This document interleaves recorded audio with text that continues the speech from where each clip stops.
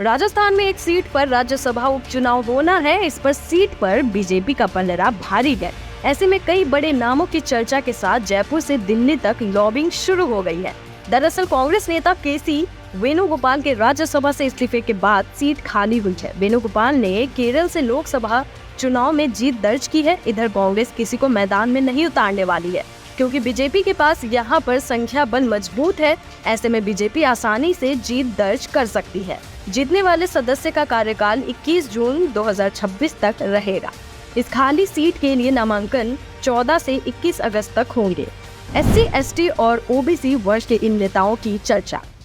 लोकसभा चुनाव 2024 में 11 सीटें हारने के बाद राजस्थान में बीजेपी SC, ST और OBC वर्ग पर ज्यादा फोकस है। इस लिहाज से राज्यसभा की सीट इन वर्गों के नेताओं को मौका मिल सकता है। टिकट को लेकर भाजपा की ओर से करवाए गए सर्वे में किरोड़ी लाल मीणा के भाई जगमोहन मीणा का नाम भी शामिल है। गौरतलब है कि लोकसभा चुनाव में किरोड़ी लाल ने जगमोहन के लिए टिकट की पैरवी की थी, लेकिन टिकट नहीं मिल पाया था। साथ ही बीजेपी राज्यसभा उपचुनाव के जरिए समीकरण साधने की तैयारी में है। कहा जा रहा है कि इसमें कुछ ऐसे नेताओं के नाम की चर्चा है जो कद्दावर नहीं है, लेकिन वह जातिगत समीकरण, संगठन के लिहाज से और संघ की पृष्ठभूमि के तौर पर इनके नाम पर भी गंभीरता से विचार हो रहा है।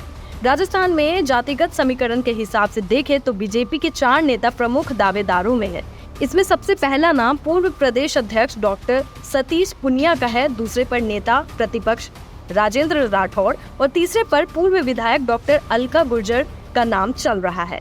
इधर ब्राह्मण CM के अलावा पहले से राज्यसभा में गए घनश्याम तिवारी के चलते इस बात की संभावनाएं बहुत कम है कि फिर से किसी ब्राह्मण नेता को राज्यसभा को भेजा जाए। हालांकि बीजेपी की राष्ट्रीय कार्यकारिणी के सदस्य और पूर्व मंत्री अरुण चतुर्वेदी के नाम को लेकर भी चर्चाएं चल रही है। राजस्थान के नेताओं का समीकरण।